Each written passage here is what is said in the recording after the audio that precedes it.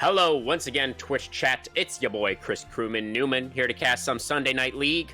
Joining me tonight is my good pal, Trudabega, and we are going to be finishing up week 1 of season 10 here at Style Esports. Tonight's matchup is a best of 3, the spooky, scary skeletons versus the pandas with hats. We are already into champion select here, Trudabega. Moving through this one already. Lilia Volibear Vane, Misfortune Seraphine, and Ribbon Bandway so far. How are you doing tonight, my man?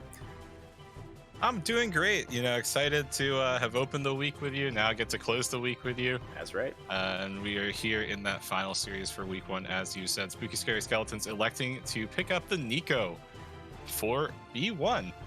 That's actually super surprising to me. Nico is, flexible between both mid and support, but something that a lot of people have stressed when I've heard discussions about the champion is that she feels a little bit short range with her abilities. She feels a little bit too squishy. But then, the last part of it is that her hitbox is really, really big. It's actually larger than her character model. And that's to, the detriment of a lot of people. So it's a surprising pick. I mean, overall from that perspective. But, when you think about the fact that it's Goth Girl Enjoyer's, most played champion this season so far already, that makes a great deal of sense. So definitely a comfort pick being reflected on that. And Pandas with hats, they're going for something a little bit more meta, right? They go for that Jinx, which everyone likes to see. Hecarim on the table too. It is going to be the Hecarim locked away here. I feel like Hecarim has kind of been slowly gaining in popularity over the course of this week. Of course, this week was the week that professional leagues around the world started up again as well. We have seen a couple of interesting adjustments in the meta here, and Hecarim once again rising up, I would say, is one of them. Yeah, I'd absolutely agree with that. Hecarim is one of those junglers that, capable of doing damage, also capable of transitioning to becoming more of a tank, as well as Jarvan, that Spooky Scary Skeletons have just picked up as well. So capable of clearing in a relatively fast speed, but also they don't have to hard commit into only dealing damage and being squishy. They can have that versatility of active and damage dealing in the early game, and then transition to being more of a frontline, more of an engaging tool, but dealing less damage and letting the rest of your team carry through that. And I really think that both of these teams have reflected that with their draft so far, because Nico and Vex are high burst champions. And on the other side of it, for Pandas with hats, Jinx and Corki scale super well into the game. So both teams going for relatively similar game plans as far as their execution is concerned, but a little bit more burst-oriented for Spooky Scary Skeletons. Pandas with hats a little bit more spread out. Corki very bursty. Jinx more DPS-oriented. Yeah, absolutely. It is like you said, there are some similarities here in what these two teams have drafted thus far.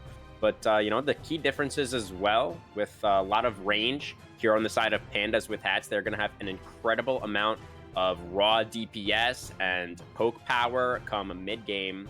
And on the side of Spooky Scary Skeletons, they have an incredible amount of setup here with the Nico as well as the Jarvan, who is going to be able to potentially make some plays very early on here as the Zillion gets hovered.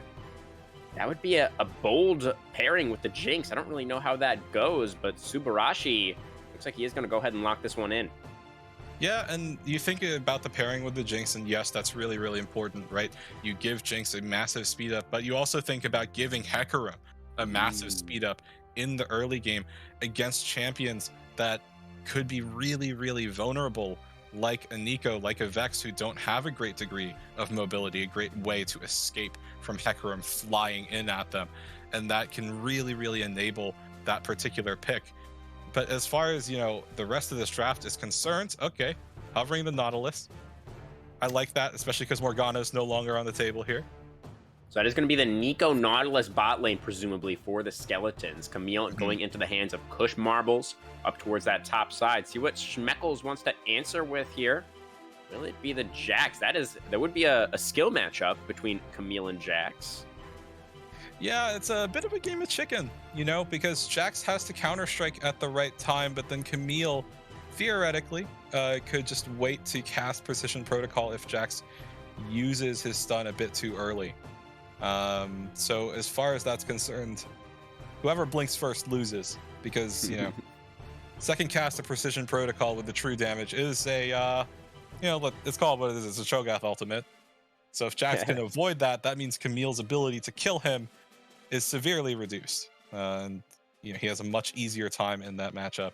But if Camille does get that massive true damage burst in, not a great time for Jax, because pretty much his entire kit is meaningless at that point. Yeah, it does seem like Schmeckles is going to probably have to play pretty defensively early on here. Camille's power in the early game is nothing to scoff at, especially if she does go for that combat summoner spell. And, when we take the jungle matchup into account here as well, Jarvan is notoriously strong in the early game. So if Schmeckles finds his wave in a place that's not really ideal, then he could be in a world of hurt here.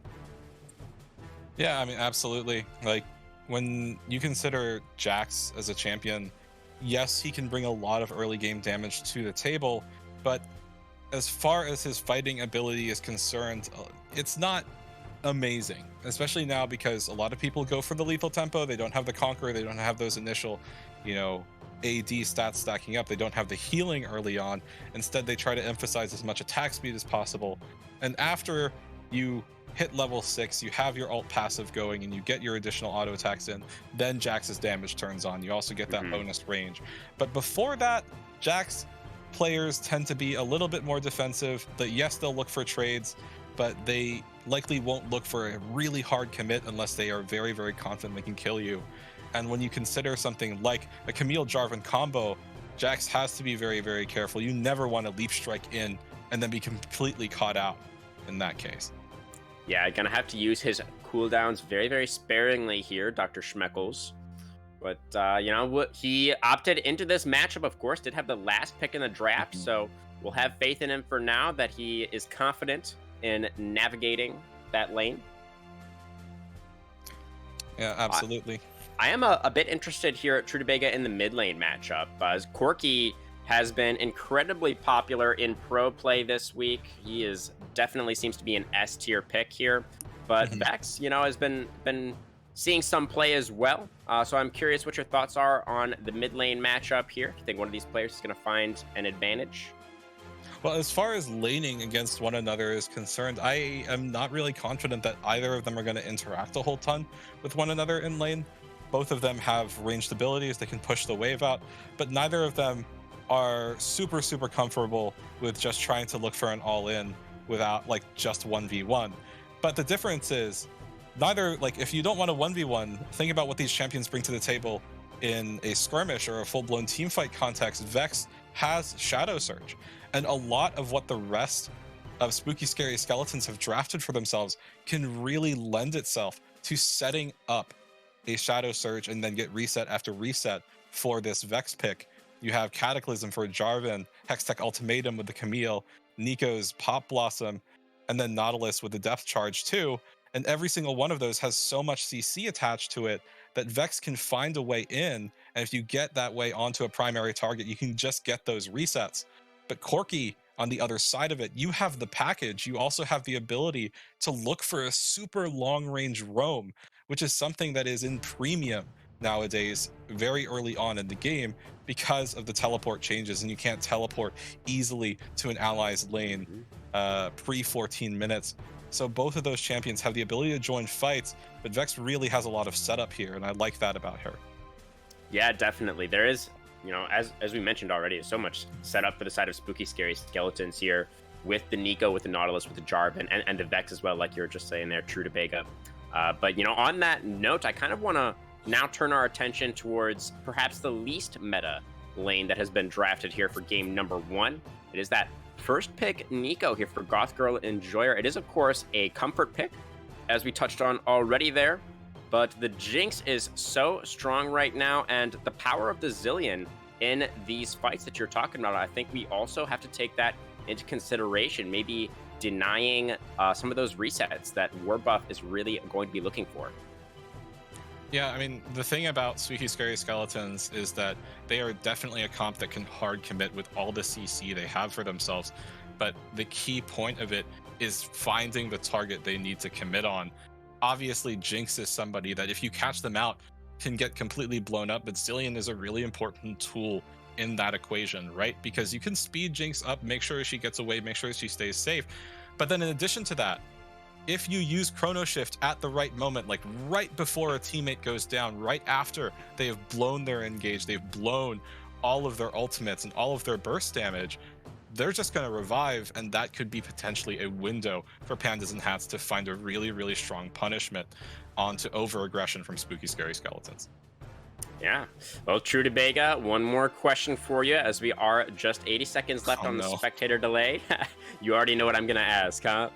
Let's hear Yeah. it. What do you think? Who won draft? Oh man, I believe I'm 2-3 at this point. I'm a bit in the hole, but you know what? I wanna see the full commit. I wanna see spooky, scary skeletons just like dogpile onto the Jinx, onto the Corki, Yeah. find their ways onto those primary targets. And because I want to see it, that means I'm gonna manifest it in my mind and make it happen. Hey, So the yeah, raw spooky, early scary game skeletons. power and the setup coming through from the spooky, scary skeletons are what my man True to Bega here has faith in. But the scaling over here on the side of the Pandas, I think is pretty insane. We're just going to It have to is. wait and see, folks. About to get into game number 1. Don't go anywhere. It's going to be a fun one tonight.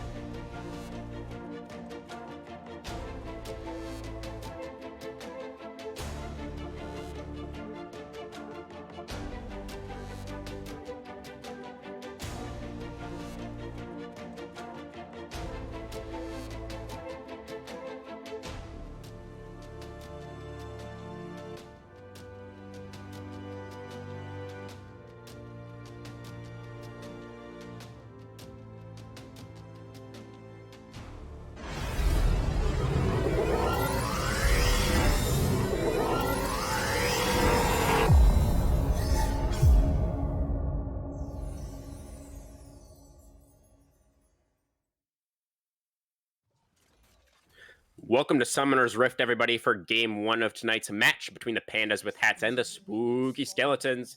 Speaking of those skeletons, they are going for a pretty spooky play right now. Flash hook, looking for it. Oh, T Grim, not quite. Ends up hooking right onto the wall there. Although Did Subarashi also did go for the flash. yeah. So flash for flash, definitely not that bad. Tigrim has Hex Flash, so it's not a complete loss here for the Nautilus because you can still have a slightly explosive play by doing a bit of a brush cheese. Oh, okay, he caught out. That was Bold ambitious. ward from Conman. Yeah, But otherwise, at least they did throw the ward down on the blue. You know, they didn't just miss the invade opportunity. That's Schmeckles, true. he's kind of on the wrong Interesting. side of this. He is, but he is going to be able to walk it out, it looks like. Oh Definitely no. losing out in that trade. And remember, this is an Ignite Camille, so Kush Marbles gonna be looking for those solo kills. Yeah, absolutely. And gives a strong advantage to the Camille who, we already called it out. Jax shouldn't have the easiest time early on in this lane. Doesn't look like it. He's Although not that's afraid, what I've though. done. Yeah. I feel like he should have popped the corrupting potion before starting that fight, though. Perhaps, Losing yeah. out on a little bit more damage there. Otherwise, Conman was spotted out on the ward. So first, at least for the bright side of Speaker's Scary Skeletons, yes, you didn't find the invade that you wanted, but at the very least, you are able to track where the enemy jungler is based on pacing.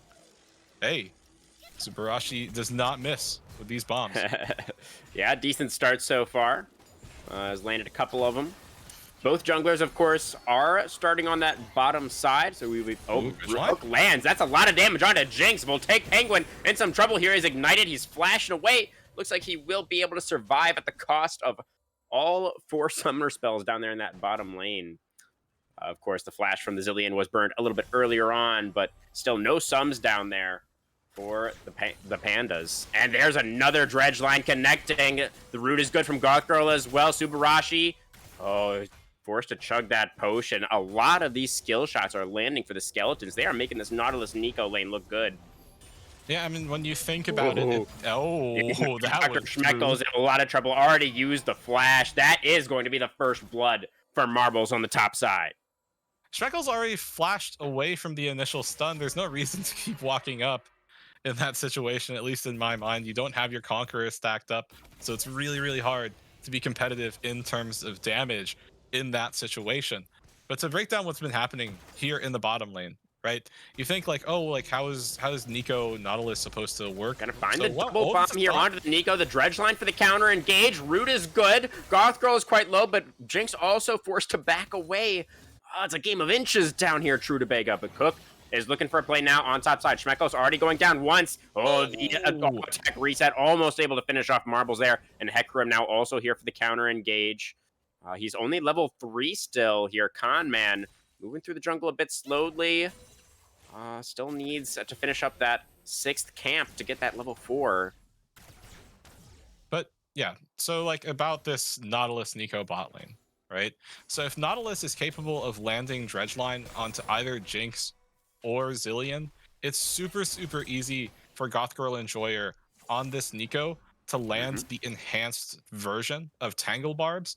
And that means that just at rank 1, that's a 2-second root. It's 1.8 seconds, but it's functionally 2. And that is so difficult for champions like Jinx or Zillion to survive, which means as long as Nautilus lands dredge lines, you're capable of hard bursting out either Jinx or Zillion very early on, and that's how the punish keeps happening. Even when Voltaic Penguin and Subarashi found an opportunity for themselves. Schmeckles level advantage right now over the Camille as the wave is pushing in towards the Skeletons. Schmeckles jumping in once again. He's behind the minion wave now, but Camille doesn't want any part of it. Just gonna hook shot away here. Marbles just wants to collect this wave. Yeah, they've just constantly been fighting one another over and over in this top lane so far. I will say that Schmeckles no longer has any more corrupting potion charges. He needs to be really careful because throwing out counter strike once again. He is not afraid to use that ability. You were kind of suggesting in the champion select there, True to Bega, that Jax really wants to try and save Counter-Strike to deny the Q2 proc from Kush Marbles, but Schmeckles seems to be taking a different approach. He is just using it on cooldown to go in and look for these trades. Yeah, Kush Marbles has been a little bit non-committal in terms of fighting the Jax here. Looks like Kush might be getting a little bit spooked after eating the stun, and the decision to either commit to the fight or just completely back out is a little bit hesitant, because you see when he casts hookshot, it's typically away from the Jax, just trying to fully disengage rather than trying to commit for the fight. Use your adaptive shield to tank up a lot of that initial damage that Jackson put down.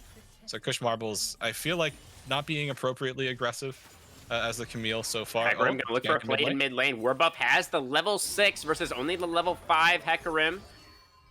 Not gonna go for anything too crazy. He is outnumbered at the moment, although Jarvan is in the area. Could look for something.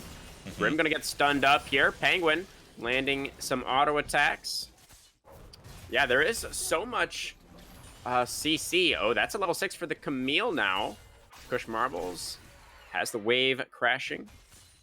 Yeah, so much CC for this Nico Nautilus lane, but they haven't quite been able to finish off anybody yet. Flash Dredge line connects. Penguin, he just barely is able to walk away from the Nico route there.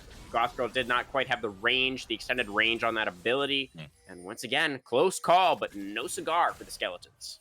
Yeah, and that is one of the highlights of Nico, when you see her in any game, right? You try to land that enhanced route, but it's just constantly a little bit too far away.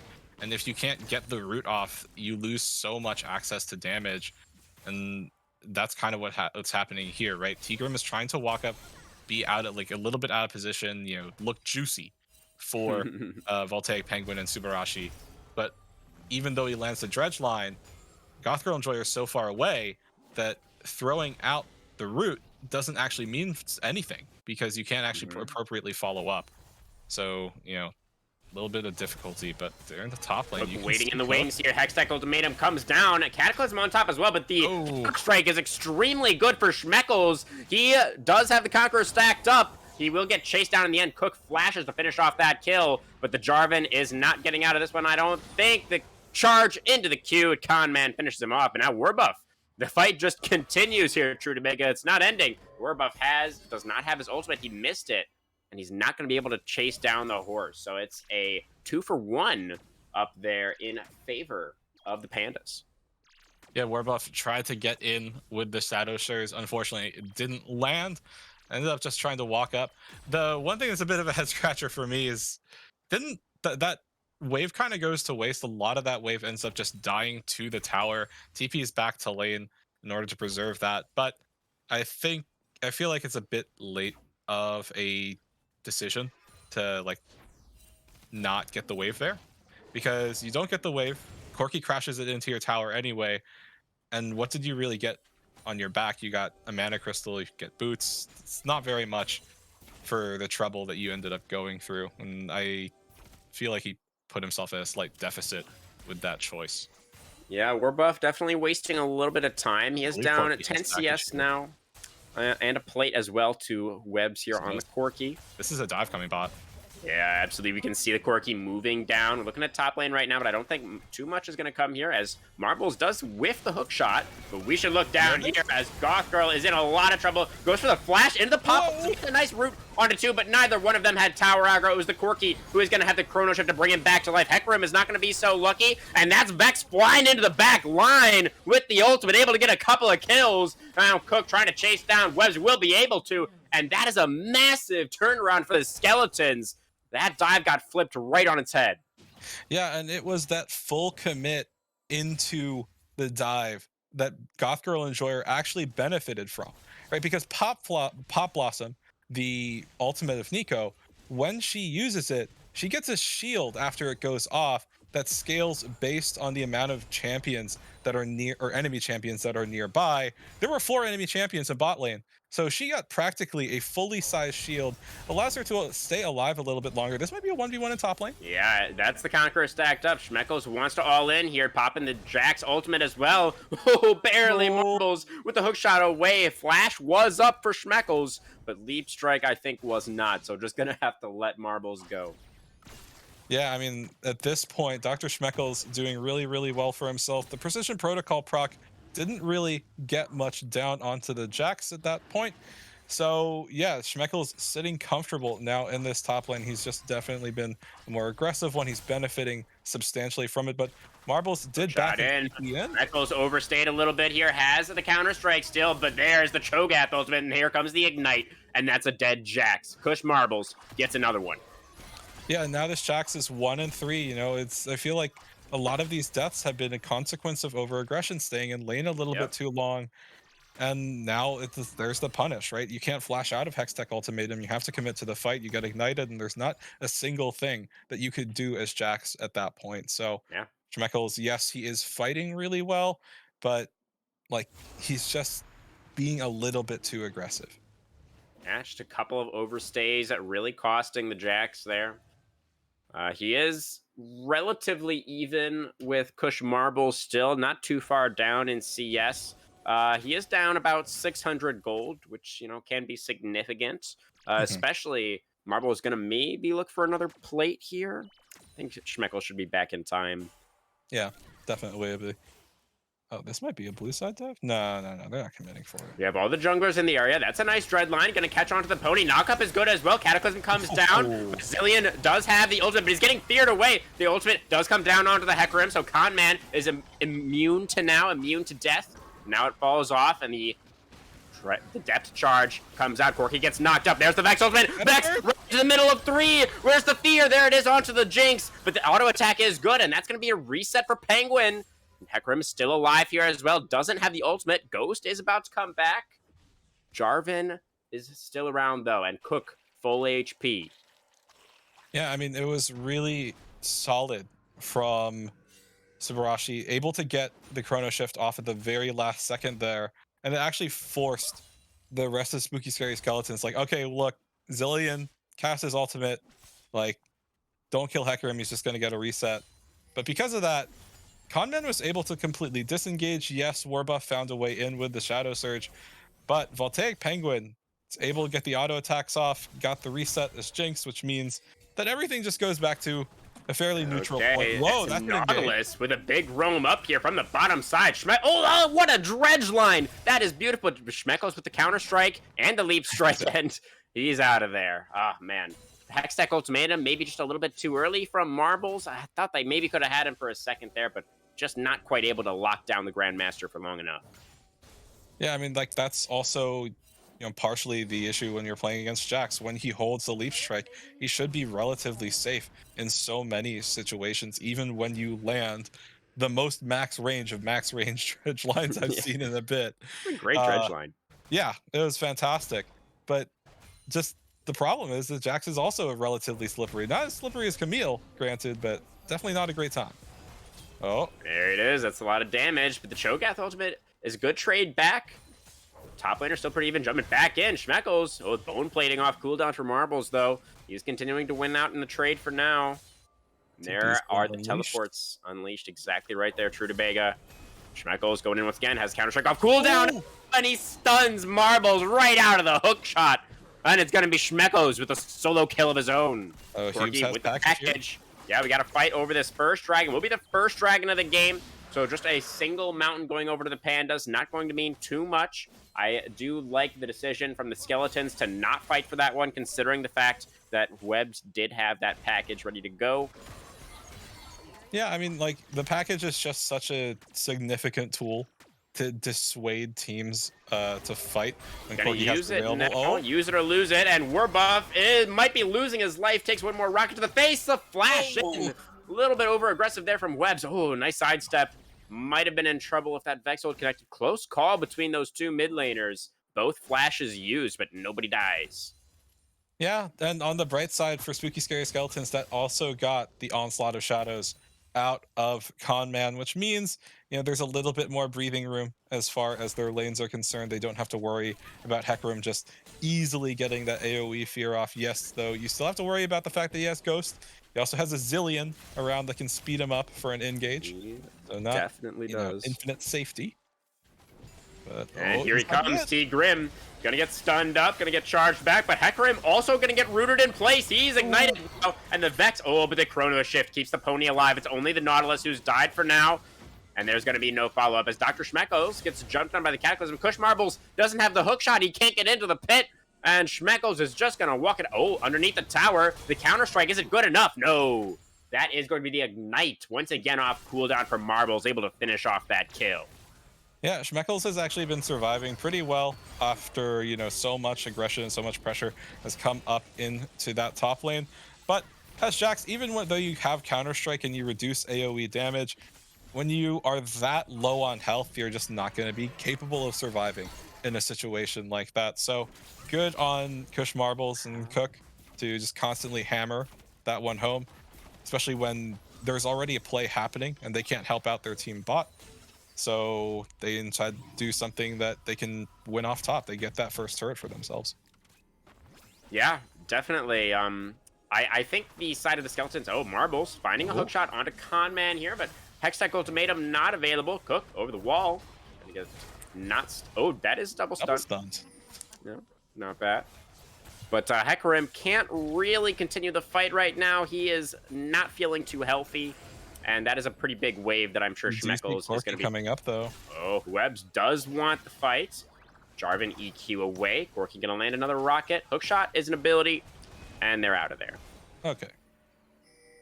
So, taking an inventory of the items that are getting completed here, you can see the side of Spooky Scary Skeletons, almost every single one of their members have their mythic item completed. Nothing terribly surprising as far as itemization is concerned, although I will say I'm slightly surprised at Goth Girl Enjoyer going for the Ludens. Primarily because, as Nico, when you get aggressed on, you kind of want to look for a punish there, and I feel like Crown of the Shadowed Queen does a lot to enable you because you also get movement speed out of it, but instead opted for a different choice. Oh, Voltaic Penguin had to flash. Very necessary flash there for Penguin, as another nice roam from Warbuff. They are just not seeing him as he comes down here. Webbs was on the Rift Herald, and they just lost track of the Vex. A Penguin is able to survive, fortunately, but did cost him the flash. Yeah, I mean, and that flash is super, super important, this Jinx, because now, if you are Voltaic Penguin in this situation, you want Subarashi to be as close as possible because you're so much more vulnerable than you were. You don't have flash to try to escape anymore. You need that chrono shift and the exhaust near you. Oh, fighting the mid lane. is playing that matchup extremely well. Depth charge onto the Corky. That is going to be a root coming through from the Nautilus auto. The Vex skill shot doesn't quite connect. Oh, underneath the tower, Cook does able to finish him off, but trades himself. Oh, Schmeckles at the same time finding another solo kill in the top lane. I was about to say Jax is playing that matchup extraordinarily well. He has been getting ganged up on a little bit, but in the 1v1, it seems like Schmeckles has Marbles' number. Yeah, Schmeckles has definitely been getting the better ends of this lane, even after Marbles has had so much help in this laning phase. But, turning our attention into that mid lane, though, what happened there, at least, when we were tuning into it, Tigrim actually cast Death Charge onto Conman, or sorry, not onto Conman, onto Hubes, in the hopes that the AoE would also hit Conman because they were standing close to one another. But then Hubes valked away, and you could actually kind of see the depth charge curve and just follow the Corky. And because that happened, because Conman didn't die, and Hubes only got low, Cook actually had to commit for the dive, ended up getting punished. But it looks like both of these teams now are setting up for the dragon, and looks like it's going to be a start on the dragon and a finish on the dragon. And there's the package. Webb's had it off cooldown for this once again, and he just one-shot the Nico. That was some absolute savagery from the Panda mid laner. Yeah, I mean, like, as Nico, you get that shield after your ult procs, so you can't really rely on the survivability that you get because you have to stay alive. No, and that's why I was stressing, like, hey, you probably want Crown of the Shattered Queen here. Yeah. Because it helps prevent you from getting one shot in situations like this. Opting in for damage, at least in this case, in this game, I don't think is what you want to do as the Nico. I also see Everfrost on Nico quite a lot. There's already a lot of CC and a lot of setup on the side of the Skeletons this game. I am curious, though, Trudabega, how you would have felt about that item choice. Everfrost also would have been like a very reasonable choice because you can follow up CC. Like, it just adds additional lockdown for Nico.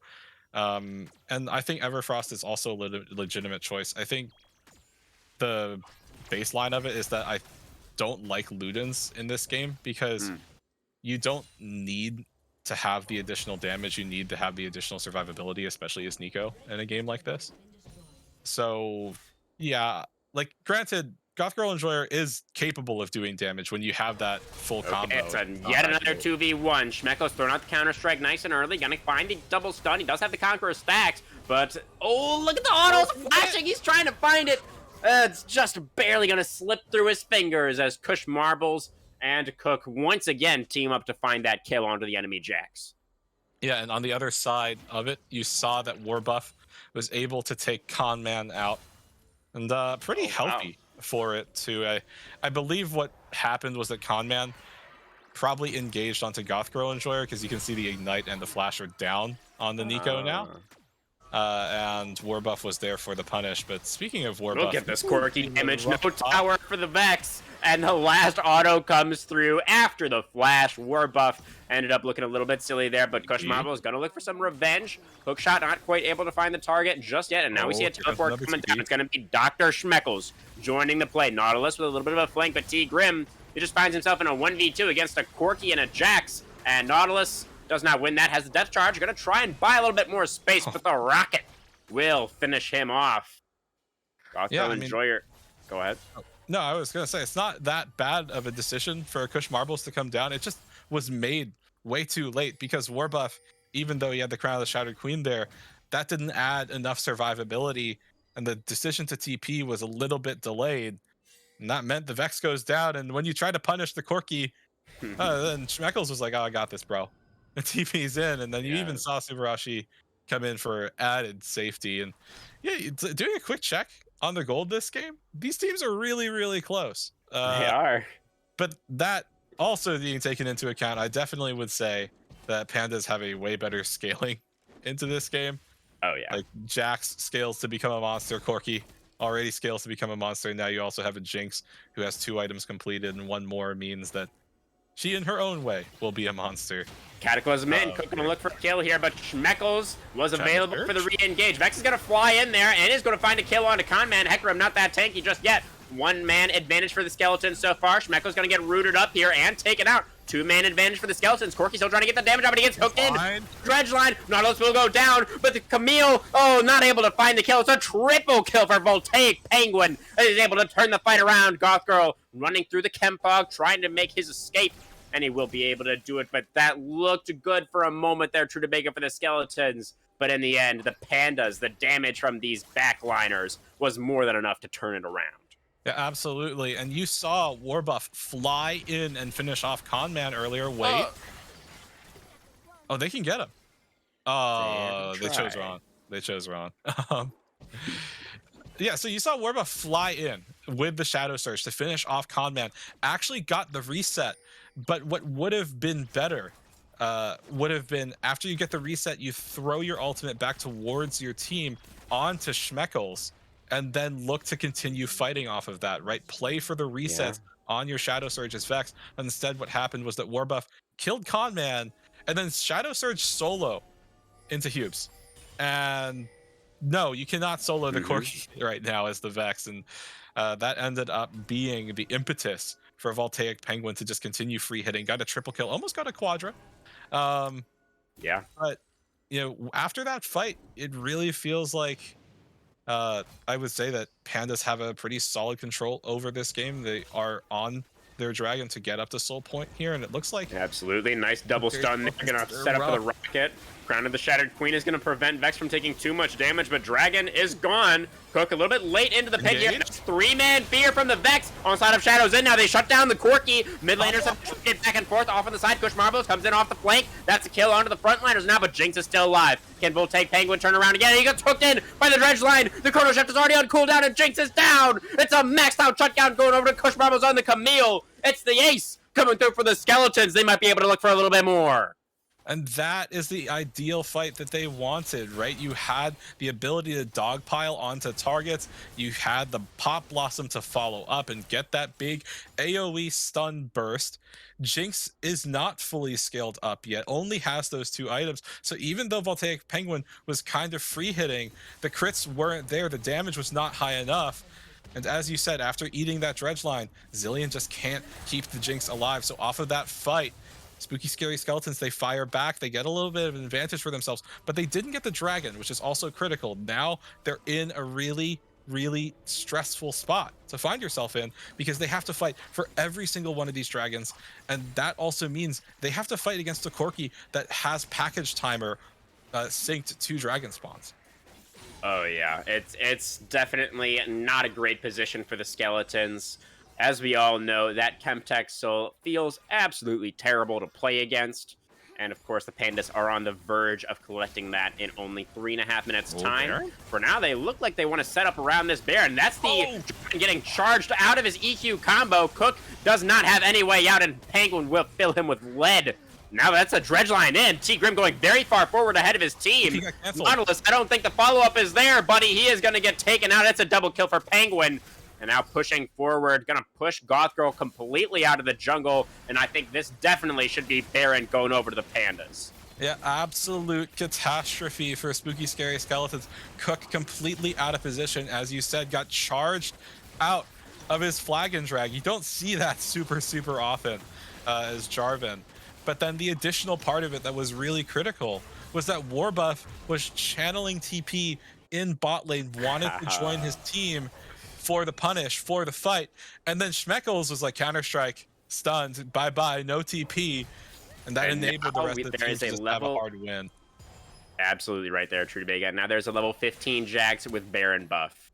And this might be game over. I don't know. If you are on the side of the skeletons right now, True to Bega, could you try and craft a game plan for me? How do we come back in this one? I mean, it's very difficult from this position, because even though Schmeckles, like, the scoreline isn't too scary, right? It's 4-7-7. But then you also think about how this game has been going and what you need to do. You need to make sure that someone's kind of containing the Jax.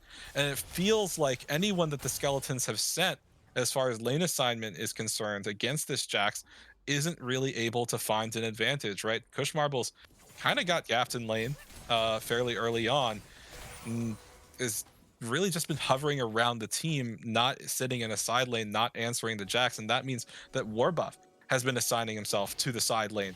And now without the TP, it's a very difficult position. But if this were to be an ideal spot for Spooky Scary Skeletons, you need to have Kush Marbles in that side lane answering the Jax, Warbuff potentially also in the side lane if your TP is up, because you can join fights also with Shadow Surge. It's a very long range ability, but the key portion of that is that you need to take the Corki out. The Corki's already level 16. It's already at 3 items. Yeah. Is fully capable of bursting you. Did go for the Ludens, interestingly, there, Webs on the Corki. It is that newfangled build, right? You go for the Ludens because you want to emphasize having magic penetration over the crit. And then because of the way how your damage conversion works, it also works pretty well with your Omnivamp, and you get the Ravenous Hydra. It's a surprisingly effective build when you see it in practice, but on paper it looks a bit head-scratching at first blush. Yeah, absolutely. The Crown of the Shattered Queen has also been a pretty popular choice on the Corki, I do believe. As we see the Jax continuing to do work in the side lane here. It was a decent hook shot from Marbles, but Schmeckles is still holding on to the ultimate. The challenge still has ready to go both summoners as well. And he does have that 1 level advantage over the Camille for the time being. Yeah, and that's a pretty crucial difference between being level 16 and being level 15, right? Schmeckles has, rank 3 of the ultimate available. He has the most resistances he can get out of Grandmaster's Might, but also means that the passive damage that he gets every 3rd auto attack is stacked up very nicely in his favor. Chemsoul is on the Rift for the Pandas. They have position around the river right now. Dredgeline not going to quite connect there. T. Grim eating a lot of skill shots here. He's forced to flash away from those rockets. The super mega one will go just wide, but the Chemsoul will not be contested. And that is another and a long series of advantages for the Pandas. The tower goes down up here on top side. Camille decides now is the time to all in, but I think it was probably actually before your tower died, Kush Marbles, is when you wanted to go for that one, as he does get cut down by Schmeckles. A nice double root from Goth Girl, but just delaying the inevitable. Baron has worn off, so the push coming through from the Pandas is not going to be as intense as it otherwise would be. And now Cook going in for an engage, but this is a Jax. This is a level 17 Jax with Conqueror. Jarvan, you do not 1v1 him in any universe. And he is just going to have to also blow his own flash to get out of there. It's a 1 inhibitor game so far. Now we're going to see the rotation up to join up with Schmeckles up here in this top side. should be 2 inhibitors down pretty shortly. Dredgeline in, gonna be the root onto Jinx, flashing away to stay alive, but T-Grim will sacrifice himself for that attempt. It's gonna be yet another kill, yet another inhibitor going over. Yeah, and it's just such a difficult task to even attempt to kill really any member of this side of Pandas with hats at this point, right? Because what you saw there when Cook goes in, he's like, oh, Dr. Schmeckles, this Jax is kind of low. Maybe I can get something in. Maybe I can, get the shutdown. Maybe I can kill him. But the Chemdrake stacks give you additional damage against targets that have like a greater current HP than you. I believe it's based on percentage. Yep. Current health. And that Jarvan was fairly stacked up in health. And then you take a look at Dr. Schmeckles' build. He has Bork, which punishes you for having greater current health. But then he also has Divine Sunderer, which Jax loves to have. So I completely agree with you. There's no universe where Jarvan is able to 1v1 a Jax in that particular situation with these conditions. And it really feels like Pandas, they've completely scaled into this game at this point. Like they have, like what you could say is just an insurmountable lead. Because with the Chem Soul now, you have to kill them twice. And that's just impossible. It's a 10v5 at this point. Definitely not a great spot, as the Dredgeline is going to find a Zilean. He is going to be forced to Chrono Shift himself. Is there a little bit more setup? No, it's just going to be the Zilean ultimate. Oh, Goth Girl. Oh, dear. They found Nico, and she is dead. Cook goes in with the Cataclysm. He's trying to lock up these guys in the cage, but it's just the frontliners. Jinx in the back line is doing a decent job. Has the Chrono, or the GA to get back up. And charging forward, has the resets now. Oh, it was actually the Chem Soul. That's how she got back up. My mistake. And there's that quirky scaling we were waiting for, as Webs seals the deal with a big one. Yeah, I mean, like, and that's what feels like playing against Chem Soul. Yes, you got the shutdown. You it's like, guys, I got the shutdown. Like, what do you mean she's resurrected? What do you mean they're continuing to free hit? That's so unfair. It's very, very difficult to play against Chem Soul, and because of that, just because of those incremental advantages that Pandas with hats built up for themselves, they are able to completely scale into the game. They're able to win it out. I'd say rather convincingly overall. I'd say so, yeah. The Skeletons definitely had a couple of decent looks there in the early part of the game, but once we got to a certain point, that Corki, was able to find 2 items, a little bit before 20 minutes, I think, and his damage just got to a point where it seemed like the Skeletons couldn't really handle it. They didn't really have any answers. Yeah, I mean, like, I think the thing is that Spooky Scary Skeletons, they had decent responses to certain plays, right? You see something go bad happen in bot lane, then the response is, let's try to get something top. But what ended up breaking down for that game is that Schmeckles was able to have such a comfortable time in top lane that it never felt like, even though he was dying a lot, it never felt like he was losing control. And they were directing so many resources into keeping that Jax in an even state that eventually the Jax started to get out of control. The Corki and the Jinx were able to scale up, and this hard commit comp that Spooky Scary Skeletons had drafted for themselves couldn't commit anymore. They just couldn't be aggressive because they were just starting to die over and over and over again. And off of that, that's the type of situation where if you don't have that early lead, it's very difficult to get the win. Yeah, absolutely. I really felt like you were talking a little bit about the Nico build and about how the Ludens, wasn't really the play, just for the reason that the damage wasn't necessary. I actually feel like maybe that was part of the problem for the Skeletons this game. They just didn't really have that traditional hyper carry, even when they were able to find decent engages, even when they had the right idea, the right response to some of these plays coming out from the Pandas. I felt like they just didn't quite have the juice to come out on top in those fights. Yeah, I definitely agree with that. Yes, Nico is definitely a comfort pick for Goth Girl Enjoyer, but in situations like that, I think you really need to be coordinated, because there were some fights that could have gone very differently if the target selection were a little bit different, if they find their ways in onto the primary targets. But also the landscape of fights is just different in general if you have a different champion there rather than Nico, who is a bit of a mid-range champion. She's not a long-range AD carry, she's not a poke mage, she needs to be in the middle of the fight. Yeah. Well, we will see if there are some adjustments that get made from the side of the Skeletons here as we move into game 2. But before that, we are going to be going to a short break, guys, as the teams do prepare for that second game of tonight's match. Don't go anywhere. We're going to have some more Style Esports action for you right after this.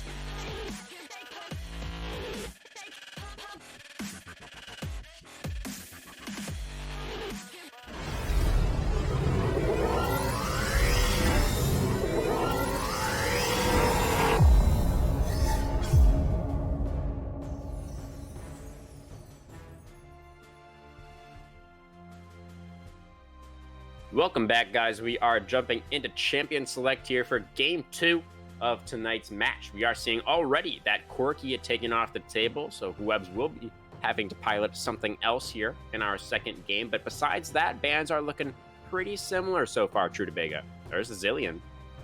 Yeah, bans overall somewhat similar, but Spooky Scary Skeletons, you can see that they dropped the Lilia and the Vayne ban from game 1, instead opting to ban away the Corki and the Zillion from Webs and Subarashi, respectively. Ooh. And I think that's really fair, considering how annoying the Corki was with the package just completely zoning away Spooky Scary Skeletons away from every single drag fight. But then also, when Spooky Scary Skeletons tried to get something back, tried to hard commit, everything was even more difficult because Subarashi was just there. He had the chrono shift so consistently that it really dissuaded and punished aggression that they tried to pile on. Vayne left open, Vayne locked in. First rotation for the Pandas. Is this some extreme comfort for Penguin here? Let's take a look. I would definitely say so. It's most played so far in solo queue, and if you take a look into the previous season, also most played there. Doesn't seem like, you know, there's a ton of games being played overall, but I think it's just a case of like, oh, look, this guy seems to have played Vayne a fair bit in the past couple of seasons, which means we don't want it to be there. Tarek, that's interesting. What do we think about this pairing with the Vayne here, True to Vega? So, if you think about it in concept, right? Tarek is a champion that can be super, super important for Vayne because it extends the, you know, Vayne's lifespan by just getting that AoE and vulnerability down. But then in addition to that, there's a fair bit of setup. You can constantly be healing Vayne in combat or giving stuns or shields. So there's a great deal that Tarek can do, especially because Tarek is effectively a melee enchanter. You can build a few enchanter items. Granted, you are never going to be like full enchanter as Tarek because you need to be a little bit more robust, but you can build those items to really buff up Vayne and get her going. Specifically, like an Ardent Sensor is something that Tarek can still do. And I like the spot that Tarek happens to be in so far in the meta, just because he can enable a hyper carry like Vayne to stay alive. That being said, this is a very short range bot lane. It's very abusable early on. It definitely is, and we do see the Lux locked over there, presumably for T Grim. So we could be seeing a poke lane come out here. Caitlyn also still available, would be a very dominant pairing. Wonder what they will decide to go for here. There are also, of course, other options. Jinx is still on the table, as well as the Aphelios and the Jhin. So lots of things that Goth Girl could be going for here. Yeah, even Nico. If he wants to go back for the Nico, you know, that would be a lot of CC as well, pairing that up with the Lux. Yeah, absolutely. And I think another thing that we haven't fully discussed about Spooky Scary Skeletons here is that their first pick was Trundle, right? Trundle being a champion that can be flexed around in positions. You can have a Trundle top or a Trundle jungle or a Trundle support. Granted, like you said, with the Lux there, that seems to be going into Tigrim's hands. So I would assume that they want to flex it between top jungle, but they open up a fair bit of flexibility for themselves. And you can still see they're able to ban out Conman's jungler from the previous game, the Hecarim, but they also take away the Lilia. So still pinch that jungle pool. The response being from Pandas and Hats, though, locking in that Diana, who did get buffed on this patch for that clear speed. So not a bad move from Pandas with Hats. Absolutely. The Lilia and the Hecarim are some of his comfort picks there for Conman. So definitely good bans coming through from the Skeletons. But like you said, Diana extremely powerful in the jungle on this patch. Interesting hover there with the Veigar. This would be triple AP carries for the Skeletons, and I think that is locked in. Yeah, it definitely is. I mean, at this point, I feel like for Goth Girl, you have to lock in something that's AD. Like, don't lock in Nico again. Lock in. Wait a second. It's Veigar bot, I think. Yeah, it's I Veigar believe Lux you're right. bot. Yeah. So that's wild.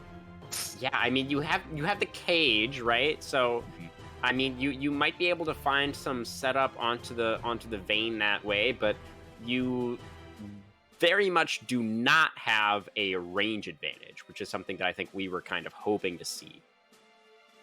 Yeah, like yes, this is double range into Tarek and Vayne, who is a shorter range ADC. The problem with it is that this range Lux can be really punishing, right? Lux has a whole lot of poke, but Veigar, eh, you need to do two things as Veigar, right? You need to properly last hit with your Q so you can stack up your Hmm. AP, but then you Yeah. also need to be landing your abilities. And as far as the CC goes, that is decent, but I don't think it's okay. It's gonna be it's gonna have to be a comfort thing.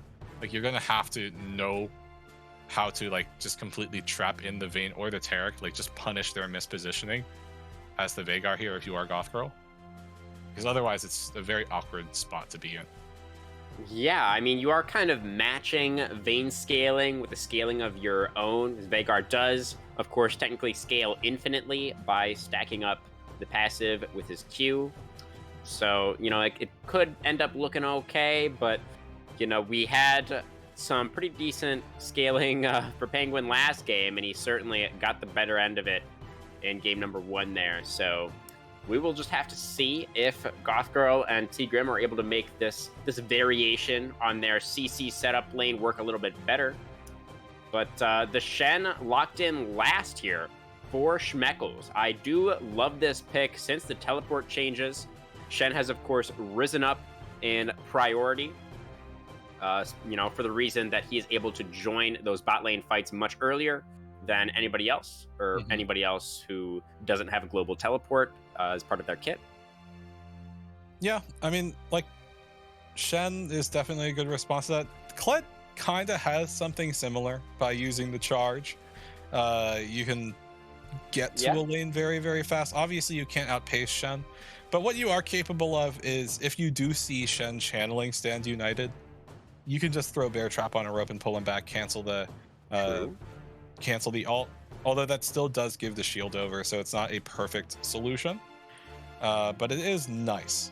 You also have to be really fast with that because there is a little bit of a delay on the actual CC that comes out from that ability. So if you don't hit Shen with that until he's already half done channeling, then he might actually just get it off anyways. That's also true. But taking a look at these comps as a whole, between Spooky Scary Skeletons and Pandas with Hats, and they're on the same sides once again. Okay, so Warpuff has Veigar right now. Oh, so it's gonna be the Malzahar bot. Interesting. I have not seen a Malzahar bot in so long. Wow. I actually think I do like this better. I mean, Vayne and Tarek are not really great at pushing the wave. So if you're able to just use Malzahar to keep them under tower, then maybe I could see that working out pretty well. Yeah, and you can definitely secure yourselves a pushing advantage with the Lux, right? If you just throw one Lucent Singularity down onto the wave, that really helps Malzahar to just auto push the wave even faster. The other side of that, though, is that the Nether Grasp, right, is a suppression. It demands a QSS. And Malzahar Lux, it's a bot lane that is going to just get so much damage down when you have those, like that CC in and those combos through. Because I believe the way Nether Grasp works is that there's 2 damage portions to it. One is the laser, right? The one that the beam coming out of Malzahar's eyes. The other portion is the zone that he opens up under you. And that deals max health over time. So it's a lot that can really hard punish a Tarek and the Vayne for just walking up and being close to their wave. Yeah, an interesting little tidbit for anybody who's newer to the game. I think this change did happen a couple of years ago, but those 2 damage portions for Malzahar's ult actually used to be separate abilities. The puddle was originally his W, but he was reworked a while ago to combine those 2 abilities, and of course now he has the little voidlings on his W. Yeah. But yeah, passive back in the day. That's exactly right, True to Vega, yes. But you brought up a really interesting point there a moment ago. You mentioned that the Malzahar Ultimate demands the QSS response. And I think that's very important to note here, especially considering the fact that all of these carries for the skeletons are going to be dealing magic damage. So the value on that item for the side of the Pandas is going to be pretty insane. Yeah. Now, that being said, there are a number of things that can work out really well for Pandas in this game. There were a number of things that could have worked out really well for them in the previous game. So yes, like you demand a QSS with what you have. You also have some really long-lasting CC, both between the suppression of the Nethergrasp as well as the cage that Vhagar can throw down. The problem with it is similar to the previous game, right? Where this is not a comp that has a lot of DPS that Spooky Scary Skeletons have drafted for themselves. Yeah.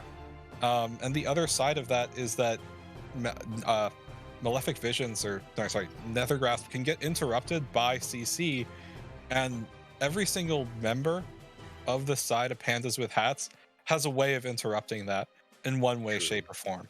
Jace can smack you back with his hammer, Diana with her own ultimate, Shen lands taunt. Tarek can kind of extend it out by just casting ult and making sure that no one takes damage, or he can also look for a stun on his own. So yes, ideally you want a QSS to not even need to use those tools, but there's a lot of ways to make sure that all the damage that Spooky Scary Skeletons need to take out a target isn't done fast enough. And I think that's something they need to be really well aware of.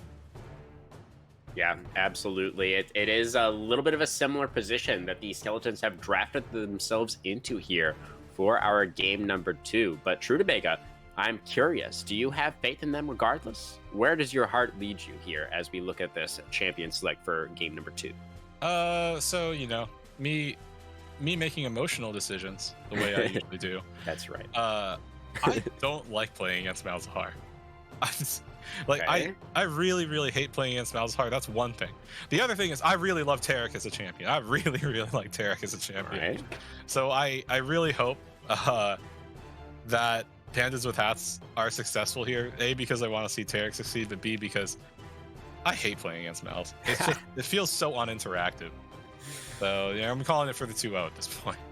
All right, so not a fan of Gothgirl's adjustment here. Gothgirl's pivot to the Malzahar. True to Bega wanted something a little bit more interactive, so we're looking towards the side of the Pandas. They've got a pretty terrifying composition here, if I do say so myself. But we are about to get onto the Rift, guys, so just a short break this time, and we're going to be getting Game 2 underway any moment.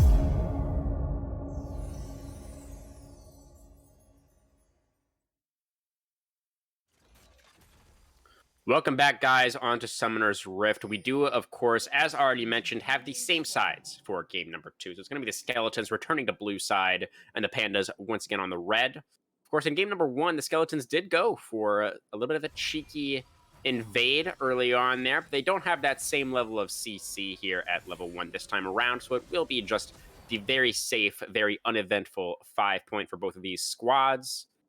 Any runes or summoner spells jumping out at you here, Trudabega, for this second game as we kick things off? No, nothing terribly surprising as far as rune setup is concerned. As far also like taking a quick look at the items here, nothing. Once again, nothing terribly surprising. Although I will say that Tigrim started sweeper as the Lux here, which I am not super confident where like you feel like you need to be constantly clearing wards out, at least this early on. Maybe it's a misclick, maybe it's a conscious decision, because what that also does is that means that Goth Girl Enjoyer also needs to be super aware of your own ward and when you place it and where you place it, because now you only have one ward for your lane, and if that's not up, it opens up the likeliness to get ganked. But maybe they feel like it's a bit more of a passive lane here between Voltaic Penguin and Subarashi with the Vayne Terror bot lane. We shall see. That one ward that you mentioned there, Trudabega, was already used. Gothgirl went ahead and dropped that down right there in the tri-brush, right at the 90-second mark. So I don't know if he's really expecting a level 2 gank from Diana or what, but regardless, you know, he has a little bit of vision for now. Kled able to win out decently well in that trade up here. Kled, of course, is pretty strong in the early game, but Shen does have some answers. And Kled, of course, Kush Marbles, once again, going to be running the Ignite this game. So once again, the pressure is on to try and look for some early advantages up here. That's a missed taunt from Schmeckles, but he is able to get the grass proc off. They're trading pretty evenly so far here, Trudabega. Yeah, I mean, like, I'm not sure how many times you and I have seen a Shen in the game in the past week here. But once again, this is another situation where Shen, not only does he have decent ability to trade, fight the bot lane. Nice. You saw Subarashi actually get the stun off there, which meant that Tigrim couldn't pop the Lucent Singularity, and Voltaic Penguin actually tumbled out of it. So it turned into nice. a favorable spot for the Vayne there. But yeah, so like talking about Shen and Kled. Once again, Shen finds himself in a situation where if you use Spirit's Refuge, smart, you can deny a fair chunk of Kled's damage here. Yeah. But once again, Schmeckles is being aggressive in the lane. He is pushing forward, he's getting his grass procs. And because he's able to get grass procs and Kush actually isn't able to proc Conqueror, Shen's getting, like, overall the more favorable trade in terms of health. Also, his passive shielding helps him a fair bit. Webs. Gonna get stunned up here. Vagar not able to finish him off. Damage for Werbuff this early on is quite low. Yeah, you see the jungler. Oh, go ahead there. Well, I was gonna say Webb's kind of surprising that he's looking for, you know, going into hammer form. Granted, he might feel like he needs to get that little bit of mana you get on hit when you are melee form as Jace, because you really want to stress the ability of first you proc your first strike and then you go in, start extending a gold lead for yourself based on that. And so far, it looks pretty decent. Oh, top another taunt in, about to get Kled off of Skarl here. Needs one more auto, able to find it. Nice pull through on the blade there as well. Conqueror stacked up for Marbles though, is able to shoot himself away. Flash still available for Schmeckles.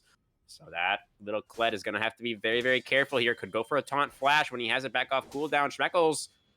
Oh, I think it's very close right now up there. Wave pushing in for Goth Girl and Grim right now.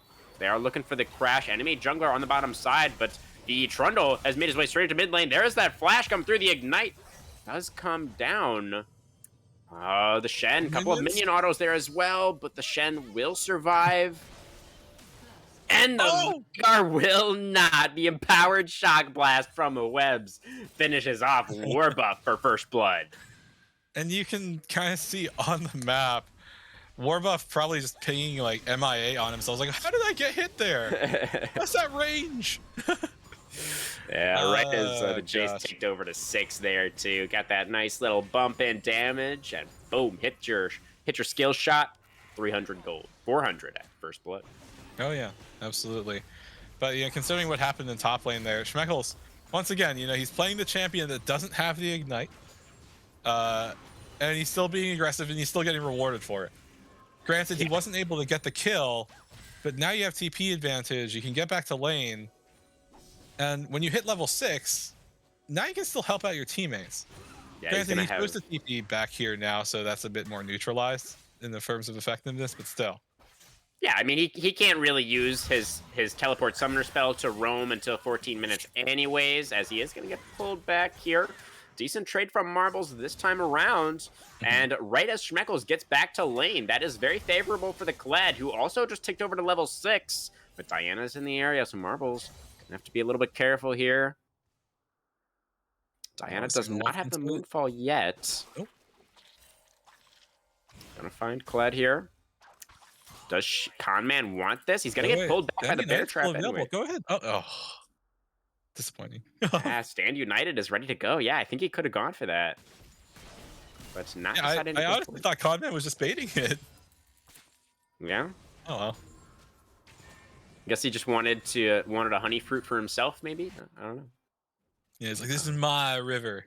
What are you doing over here? This isn't allowed. Oh well, it actually was allowed. Well, I mean, every bit of land is all Kled's land. That's it's kind of a Is that how that works? Oh yeah, he's crazy, man. Well, he's also got another bear trap onto Schmeckles here. The Shen dodge zone still available. Gonna go in for the charge now. Kled dropping the ultimate. Here comes the dodge zone. Kled is off of Scarl, but he has the gun ready to go. Needs a couple more autos, and there's a shot in the back. And Schmeckles will fall for the first time in this game. Yeah, I believe that Schmeckles there might have forgotten that Kled also gets a little bit of a shield when he casts his ultimate. Very, very small. It's dependent on how long your ultimate channels with your roll forward there in that charge. That being said, though, I also believe the issue was his sword was in a terrible position for Twilight Assault. It was all the way back towards his turret, which means you won't get the pass-through onto Kled, or at the very least, it would be quite difficult to do so. And you don't get the pass-through, you lack the enhanced damage, you lack the bonus attack speed, and that just meant that Marbles, even after, continuously trading... Oh, that's a nice pillar. Tarek is in a lot of trouble now. He is going to drop the ultimate. And there's the Stand United, gonna land to the taunt straight onto Lux. T-Grim has the flash, gonna move back towards the Tribe Rush. Trundle is still here. There's the Subjugate coming down. I think that's onto the Shen, but it's just gonna be the back away, the retreat for the Skeletons. They're gonna cede river control and give this one over to the Pandas. Yeah, so in this situation here, Skeletons, they find a way onto Subarashi, and they even get the Nether Grasp down onto the Taric. But the damage just isn't there, right? Cook. Yeah. I feel like the best way to kill Taric in that kind of situation is just go immediately, get the ultimate on to the Taric, reduce his armor and MR, his max health. Oh, Schmeckles, and smacked up a little bit. And make sure you can get that kill, because if you don't, that means Taric is just gonna throw out Cosmic Radiance. Able to stay alive. He also got his stun off. That also stopped up the damage a little bit. Didn't interrupt the Malzahar, but did keep him alive just long enough. And the Stand United also came in as a decent punish. But that does mean that Kush Marbles gets to sit up here in top lane and get a nice little advantage for himself already at about 600. But doing a quick gold check. One other thing that's really worth highlighting is that Cubes or Webs, right? Even though you only have that 20 CS lead and the first blood, comfortably at a 1k gold advantage. So I suppose that first strike also working out rather nicely. I like this roam from Tarek. He's getting collapsed on a little bit right now, but Jason's also here. That's a beautiful cage from Warbuff. Kled charging. Now he's charging, but the Cosmic Radiance has come down. We've got the immunity, and Trundle is running out of HP. Diana coming in with the Moonfall, and Kled is getting sucked in here as well. Scarlet's running out of HP. The primordial burst from Vigar is not quite enough. Warbuff with another cage, able to disengage this one and able to keep his top laner alive. But it's going to be another neutral objective going over to the Pandas. A little bit of a sick move of synergy there, as when you saw Conman cast Moonfall, it actually bounced marbles into Subarashi's stun there, and the Tarek is dead to the Rift Arrow. That's a bit awkward. Wait, how did Tarek die? The Rift Arrow.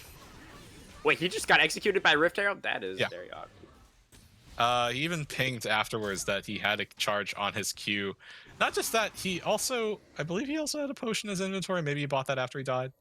I also don't think he needed to be there to tank up the Rift Arrow. Probably not. So yeah, a bit of a misplay there. They are still able to secure it. It is in Conman's back pocket as Schmeckel is going to find a taunt once again here. Hasn't been able to get any turret damage down at all. And a lot of plates actually have gone over to the Skeletons, both in top and bottom side here, as Subarashi did make that roam to collect the Herald. So a lot of standing gold, or at least some, I should say, has gone over to the Skeletons. But the advantage still 1,000 in favor of the Pandas here overall. Ooh. Schmeckles has really gotten a lot of pass-throughs on Twilight Assault here in this thing. That being said, though, to highlight and discuss what you were referring to with the turret plates, yes, Skeletons have gotten themselves quite a decent number of turret plates. 2 in the top lane, 3 in the bot, so overall 5 turret plates to their team. And yeah, when you saw Subarashi out of lane, you also saw Voltaic Penguin hard forced away, and that's not great. There's refuge already used for Schmeckles. I don't think he has a good way out of this. Oh man, that was a lot of damage very quickly from Kush Marbles. I was not expecting that. I don't think Schmeckles was either. Yeah. Subarashi is going to look for an angle here. Ooh, a nice sidestep from Grim, but the Condemn still going to get him into the wall there. It's actually Subarashi able to pick up the last hit. Goth Girl could have continued grasping there, but I don't think it really would have done much for him. So just going to decide to cut that one off early. That's a stun onto the Trundle. We are going to be dropping Rift Herald here, so trying to get some turret plates into the pockets of Penguin. He will be picking up some of that gold. Dragon is going to be alive in about 40 seconds. Dragon number 2 here. I'm sure the side of the Pandas would like to pick that one up. They seem to have bottom lane priority for the time being, as well as mid priority. Yeah, the Dragon that's coming up in just under 30 seconds will be a Hextech Drake. So, small bit of attack speed and ability haste into the pockets, whichever team succeeds in getting it. That being said, off of the Herald play, gonna find each other in the river here. Pillar comes down only to separate Cook from Conman. He just wanted the crab for the time being, and he is able to secure that one. He almost missed it still, actually. He did, yeah. The Diana Q almost stole it away in the end. A mistimed to smite by 9 HP. That's a nice shot. Blast T, Grim, and Goth Girl don't have anybody behind them right here. In danger of getting run down, but the flash away from both will keep them alive. Cost of 2 very long cooldown summoner spells, though, at the start of this fight. Could be pretty bad news. Call of the Void comes out, gets a little bit of silence. Subarashi taking a lot of damage, does still have the Cosmic Radiance, I believe. Here comes Stand United now onto Tarek, just to make absolutely sure that he is going to be able to stay safe. And that Dragon will be secured. So the advantages slowly continuing to build up here for the Pandas here, True to Vega. Yeah, absolutely. And as you can see there, that Subarashi actually has a tier in his inventory. You can turn that into a Fimbulwinter for Tarek. You do have the stun that will give you the additional shield. I personally feel like in terms of playing Tarek and getting a tier item, though, you should just straight up turn that into, what do you call it? An Archangel Staff, and then into a Seraphs when it's fully stacked. Wow. But because it gives you AP, which Tarek really likes to have. That's a taunt. Kush Marble's going to take a couple of tower shots here. Will be dismounted. I don't know if anything else will happen, though. He has 2 levels up on the Shen right now, as Conman going to get trapped in a cage. Did get the flash out of Warbuff, though, so that's going to feel pretty nice. No flash on any of these carries right now for the side of the Skeletons. But yeah, I mean, like, I don't think there's a real easy way for Spooky Scary Skeletons to start a fight off without Kush Marbles, because you really need the movement speed that a Kled ultimate can give you to you know, give your team the opportunity to find a way in. Because think about what their fights have really just looked like when Kled isn't around. They're stacked up inside a bush, they're trying to punish, but if they're just trying to walk up and walk forward, it's a field day as far as Pandas with hats are concerned, right? Because the Jace just throws out Shock Blast after Shock Blast. Tarek can keep his team healed. You do hear a Kled ultimate there in the Here top comes the lane, charge. He's going to look for something onto Schmeckles. He only has 1 level now, and Diana is here to make it a 2v1. Going in, going for the Moonfall. Now, that's a big commitment onto the Kled, who's full HP. Dr. Schmeckles didn't even realize this was the play, but they're going for it now, and that is a big Shock Blast. Just blows Grim away. Goth Girl Enjoyer going to go golden now, but the Cosmic Radiance will prevent any trade kills from even possibly coming through. Quick ones going over, going back in now. Conman spending a lot of time up here, but they're considering the fact that the team is winning out on the other side of the map. I think he's okay to do so. Yeah, absolutely. And one thing that you also want to take a quick look at here: Spell Thief's Edge for Tigrim. Quest Gold Progress 498 out of 500. Like absolutely behind Subarashi, who's almost completely done, almost hitting that 1,000 gold mark on his support item, which shouldn't be happening. Nice. If only Warbuff had just gone for the ultimate right away. He gave Webs, it could be Hubes, by the way. I'm not actually sure what that pronunciation is supposed to be. But potato. Yeah. Either way, if he hadn't given Jace time to flash out there, that would have been a kill for the Veigar. Very close. Yeah, you just granted, you don't have flash there on Warbuff to just hit your outplay button, right? But if he did, he would have followed and gotten that kill. Yeah, I agree with you. I think if he had just thrown every single ability in his salvo out, the Jace does, get put 6 feet under into the dirt there. Yeah. Unfortunately, though, that's not what happened. It's going to be Shelly in trouble instead here, as she is getting focused down once again. Yeah, I mean, every single neutral objective thus far has gone the way of Pandas with Path. Oh dear, Cook. Cook thought maybe he could investigate what was happening over there, but Hubes said no. I have a very large cannon, and you are not going to be doing that. And Cook said, okay, goodbye.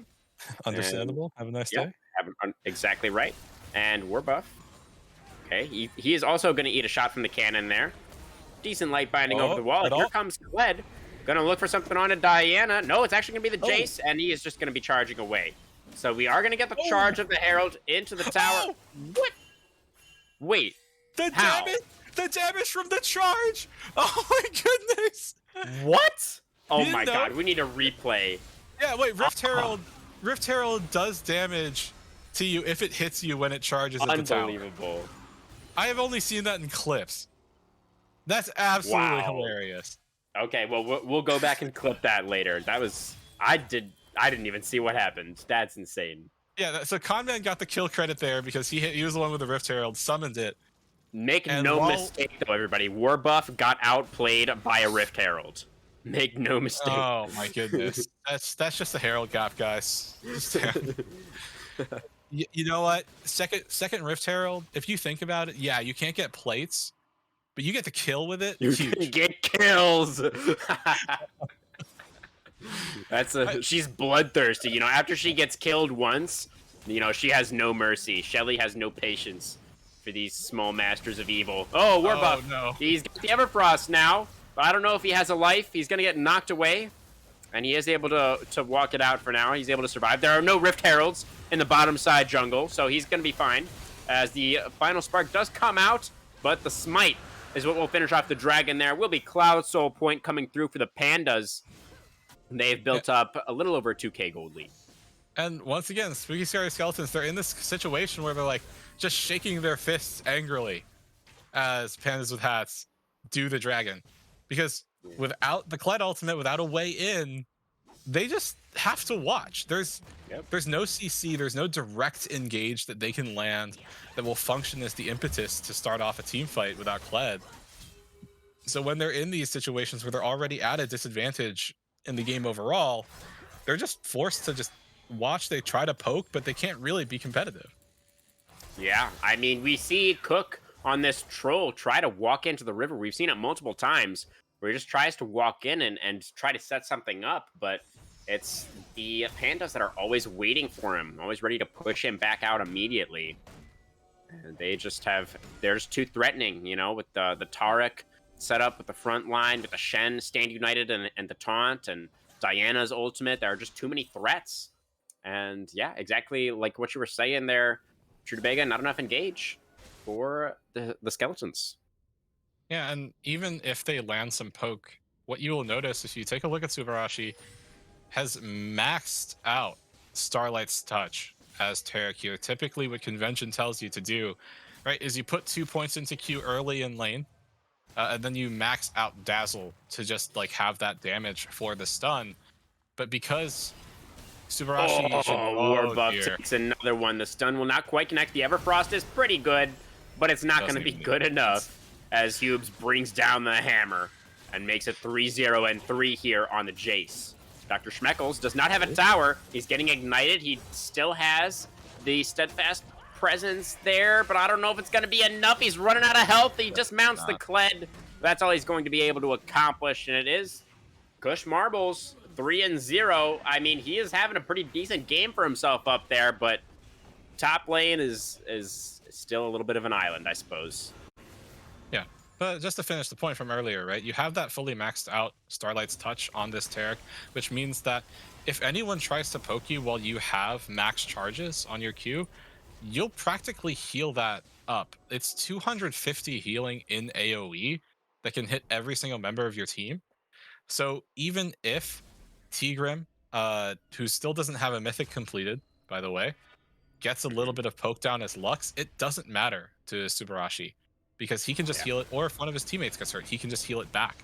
And now he also has that locket. He's had the locket, giving that additional armor and MR aura. Also, you know, can survive additional bursts just by popping it and giving the shield to everyone. So they don't have a way in to a fight, but even when they try to get something down and find a little bit of meaningful damage, that can all just be completely mitigated by this Taric just standing here. Yeah, you're absolutely right there, Trudabega. I also would like to point out some of the other itemization that we are seeing come through here for the side of the Pandas. I think the Hex Drinker for Hubes in the mid lane there, very smart considering the team composition he is up against. Also, it looks like Penguin might be going Wits End third there, which of course is not something that you typically see on Vayne, but in this game, I think it's actually very smart. Yeah, I mean, like at this point, when your team is already ahead and you already scale pretty well, like the Jace is always going to be effective considering how generally squishy Malzahar, Veigar, and Lux are going to be. You already have 2 items working towards your third completed one, and you're constantly poking. Just go ahead, get the additional survivability, right? Especially when you already have the shield bow, like he's going to be so sturdy. Hubes is going towards Mob Malmortius, but Eclipse, I believe, also gives you a shield when you proc the physical damage, the Ever Rising Moon passive of it. So it just makes it so hard to kill Jace if he's able to get his damage down. But then in addition to that, like you said, Voltaic Penguin working towards a Wit's End gives you so much additional survivability against magic damage in this game, which Spooky Scary Skeletons, you know, kind of have in spades. They sure do. Con Man able to avoid the cage. Not going to look for anything just yet.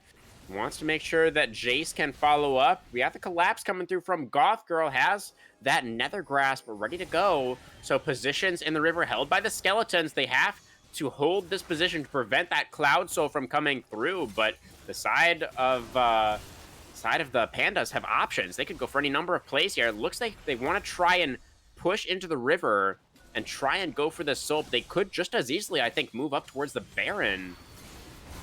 Yeah, it's going to be Kled trying to zone everybody away. Subarashi going through with the Cosmic Radiance. Final Spark over the top. Decent damage. The Moonfall gets a lot of damage down, though. It's going to be the enemy jungler on the skeletons dropping. Vayne tumbling forward in the final hour. Penguin looking to clean up this fight. He gets locked up by a binding, though. Oh, the shield bow is popped.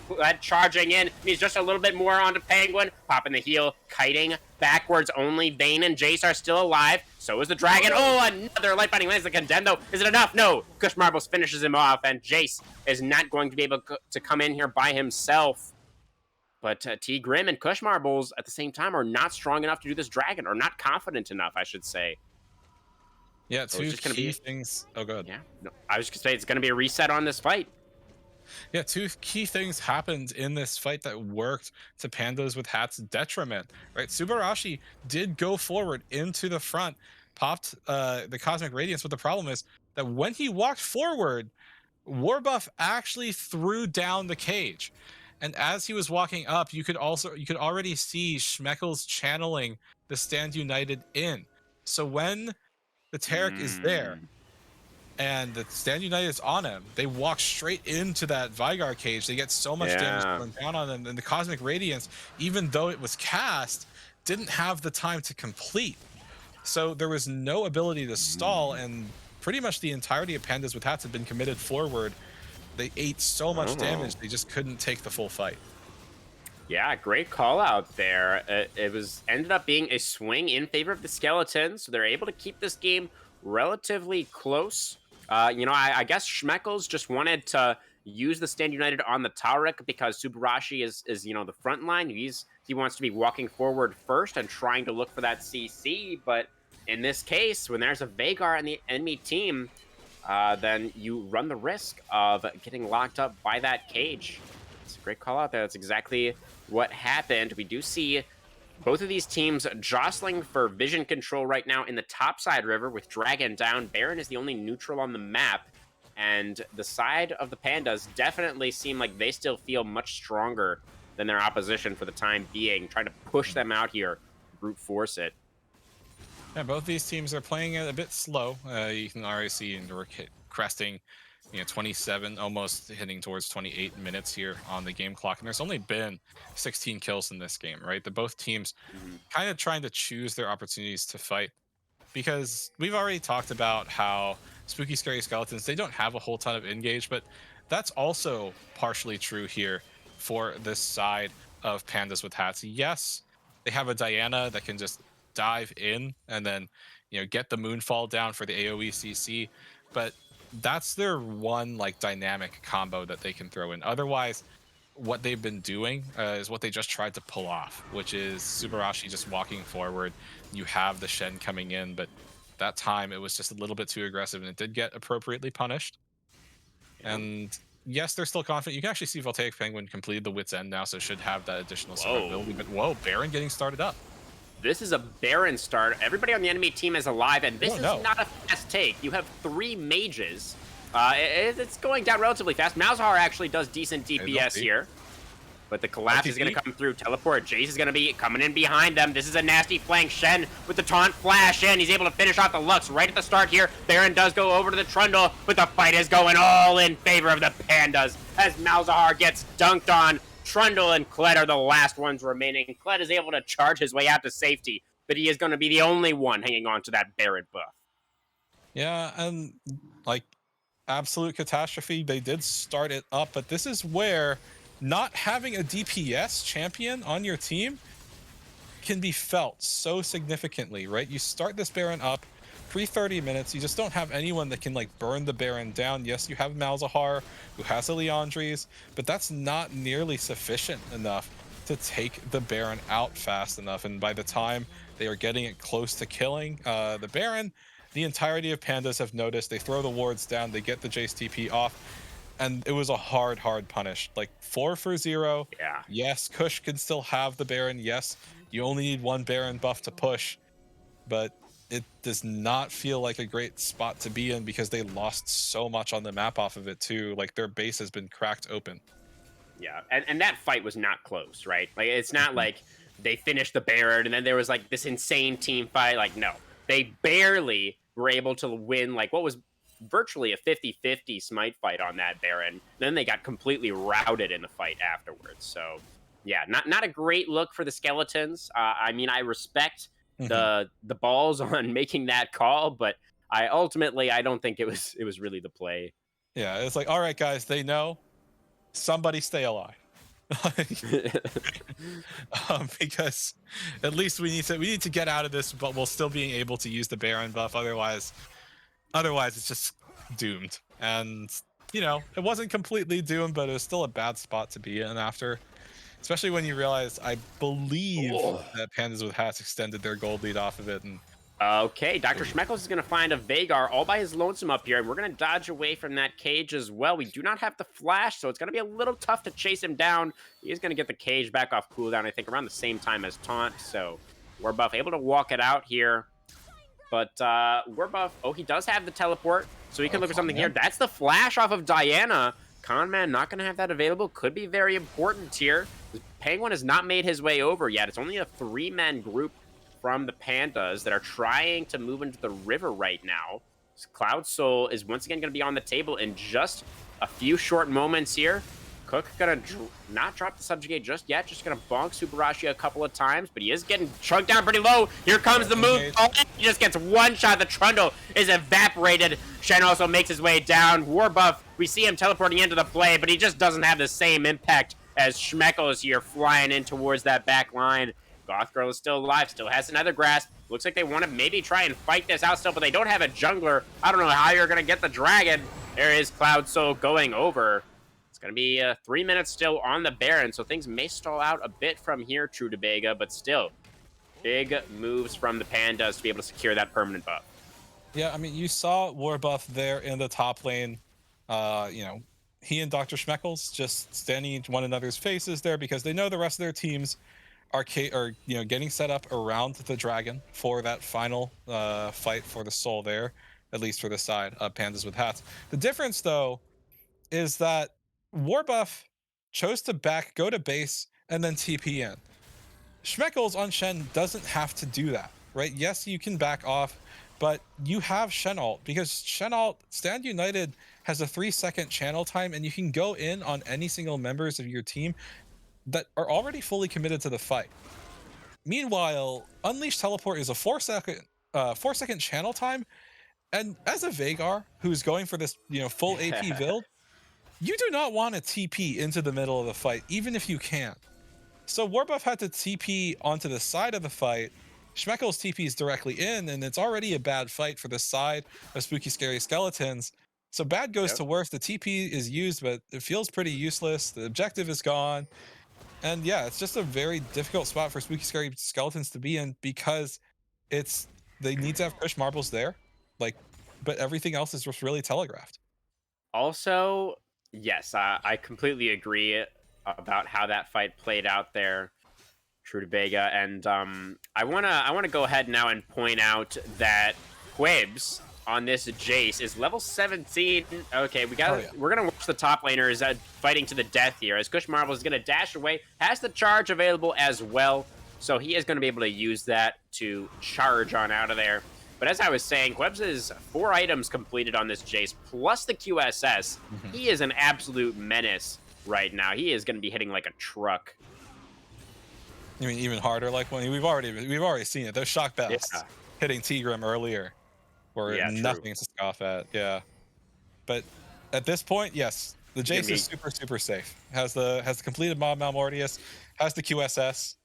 Right, you do a quick check. He has 140 something MR, but we have a fight here in the bottom. Kled going back in. He's going to dismount Scarlet. That's a nice taunt, but the Kled is quite tanky, and Shen is running out of health. He got the shield back, but Kled got the mount back, and it's going to be Kush Marbles coming out on top in that 1v1. Team is still down pretty far, though. They do have a 5v4 on the map. Are they going to be trying to make a big play here? Kush Marbles doesn't really have any way to join up with the rest of the squad very quickly here. And when Schmeckles respawns, he will have that Stand United up and ready to go. Yeah, but that does mean...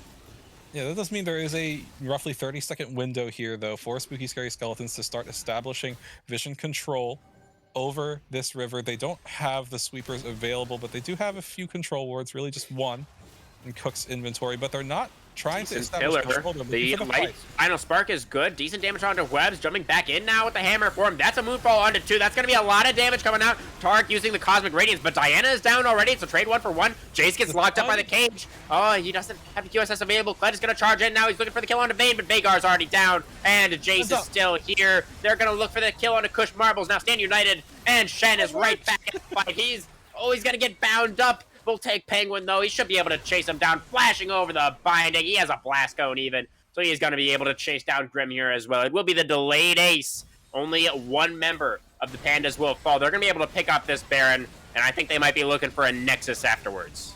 Yeah, I mean, Tigrim able to barely stay alive there, and something that really made it seem like Spooky Scary Skeletons had a legitimate chance to win the fight was that Hwebs, Subarashi, and Voltaic Penguin all walked into the cage in that fight. They all stunned themselves for something like 2.5 seconds. That being said, even though they got CC'd, there wasn't enough damage to punish them, and like right as the damage was starting to get onto Voltaic Penguin, Schmeckles respawned, instantly cast Stand United on the Vayne, make sure the Vayne stays alive. And that was it.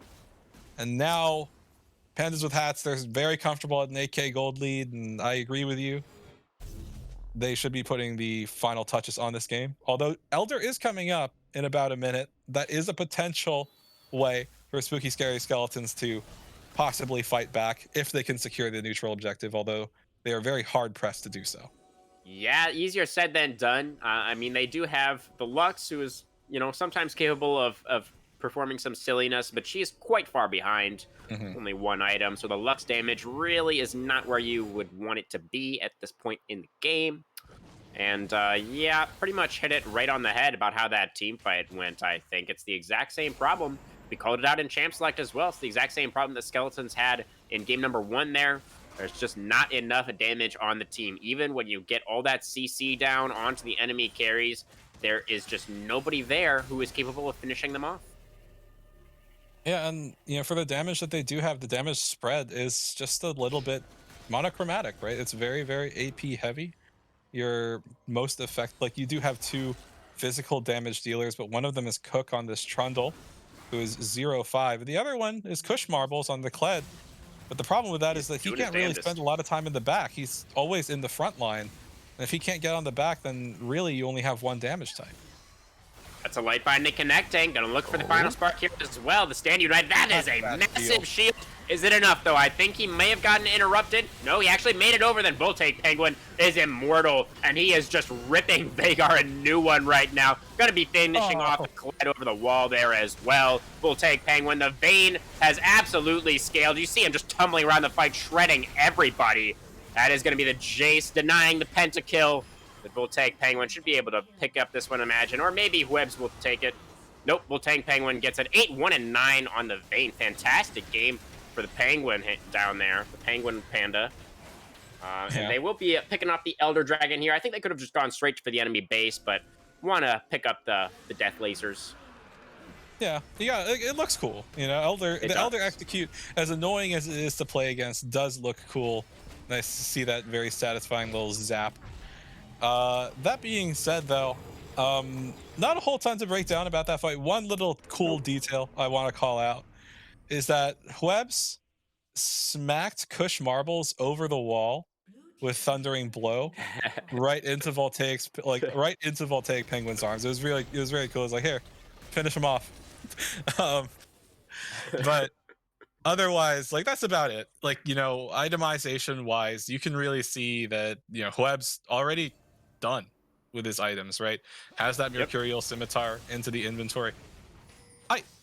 I'm not really sure if Blast is a Deadlux right now. Yeah, I'm not sure if Mercsim is exactly what you want for the Jace. There's other options you can go for, I believe, but I believe it's Silvermere Dawn. Yeah, something like that. But hey, it gives you a little bit of crit chance, and when you're this far ahead as Jace, why the heck not? I suppose. He's feeling otherwise, he's definitely feeling it. Otherwise, you can see that Subarashi does have the Fimbulwinter completed, I believe. Yes, it is there. So it will give him additional health, and based on the mana that he has built, and it's a nice little bit of bonus. I personally prefer Archangel's Enteric just because you get the additional cooldown reduction out of it, and you also get AP and health still. But personal preference being what it is. Otherwise, okay. Underneath the tower goes Shen. He's gonna get another grasp, and he's taking a lot of tower shots. He's silenced. He's just dead. Schmeckles just went underneath the tower and took all of those tower shots for free. But the rest of his team is going to be taking care of business up here in top lane as they shred through the remainders of the Skeletons. They were already dead, guys. Why you gotta do them like that? But in the end, it is the Pandas with Hats, Yeah, who I mean, have a very convincing victory tonight. oh yeah, absolutely, very convincing. A little bit of a long one, just about 4.5 minutes here, but I will say, rain, sun, or shine, Dr. Schmeckles wants to 1v1. Does not matter who you are, he will 1v1 you. Doesn't matter if he wins or not. He just wants to fight. Yep. He was able to, prevent Malzahar from basing, I suppose, but I don't think Malzahar could have realistically gotten back to base in time anyways.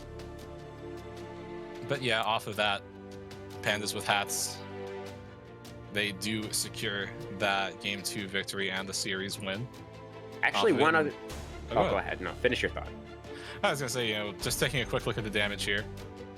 Very unsurprisingly, Webs did catastrophic amounts of damage here. Like, pretty much you could take any two members on his team, add their numbers together, and he outdamaged them. Yeah. The Corky game as well. Let's not forget that. He was a menace in game 1 as well. Absolutely. I definitely...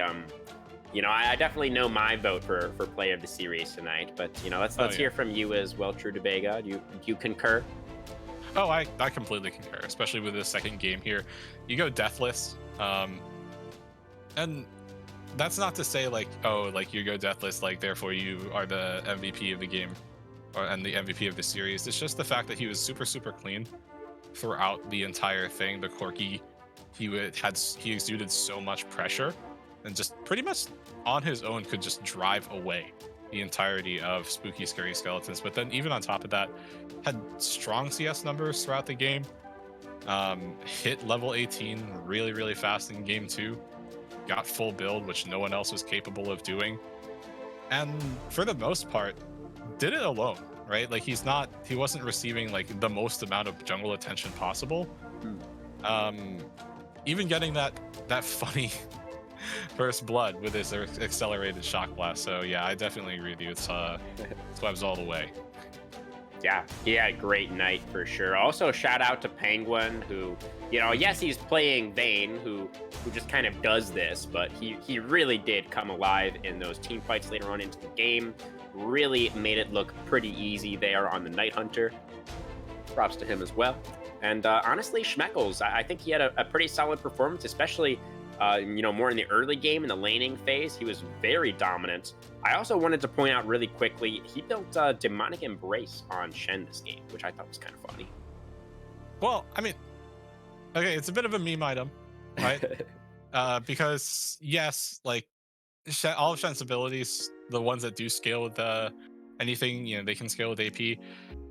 It does give you, 2% of your bonus HP as ability power. Shen has a very fat AP ratio with his ultimate. It goes up to something like 216% of your AP is converted into shield, depending on like missing health of the target you're ulting. And it also gives you bonus health, which also in skills for your shield. So it's not bad. It's a bit of a I'm winning and I know it item though. Like he went for the adaptive stat meme build, right? He had the Tonic base and the Titanic Hydra. I mean, we saw how fat those shields were from the Shen ultimates, right? So I mean, if that was the goal, then certainly mission accomplished. Yeah, look cool and meme around a little bit doing it. I appreciated how aggressive he was. I will say that. Yeah, good things all around from the Pandas with Hats. That is all that we had planned for tonight, guys. Props to them. We are going to have more action, of course, in the coming week. Many more games here as we continue on early here in Season 10. Going to be lots more exciting action to come. You won't want to miss it. But, True to Vega, you got any more words for everybody tonight before we sign off? Well, as always, thank you to everyone for tuning in and supporting Style. This is the end of week 1 of Season 10, and I hope that, for those of you that did tune in, it was really exciting and really enjoyable to watch. It was certainly enjoyable to cast. But also, hats off to our producer, MXL, tonight, holding it down. So very appreciative of everything. Also of everyone watching, viewing the stream. Absolutely. Great job from MXL there. And always a pleasure to be on the desk with you, True to Vega. We had some good casts this week. Looking forward to some more. But that is going to do it from us over here at Style Esports. Once again, thank you everybody for watching. Have a great night.